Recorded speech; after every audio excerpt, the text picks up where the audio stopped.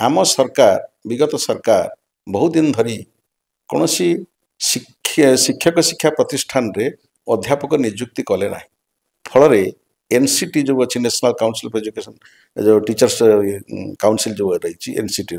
से NCT new Delhi आमर बहुत टीचर ट्रेनिंग इंस्टीट्यूट गुड़ाकर सब डी रेकग्नाइज करदेला जहाँफल से बीएड ट्रेनिंग बंद हो गला पर बहुत दिन पर एबे पुणी शिक्षक नियुक्ति कराई तथापि से नियुक्ति रे मध्य बहुत भूल भटका रही जहाँफल अनेक शिक्षक चाकरी पाई से 2 वर्षिया बीड रे चाकरी करने योग्य नुहति से जगह पुणी सरकार बर्तमान ए कंट्राक्चुअल सब टीचर एजुकेटर रखिए तेणु से आडभर्टाइजमेंट 3 थर 2 थर 3 थर करागला से लोक मिलूना तेणु ये जो टीचर्स रिक्रुटमेंट रे जो रही ट्रेनिंग कले से व्यापक अनियमितता एवं बहुत दिन पर पद पूरण कर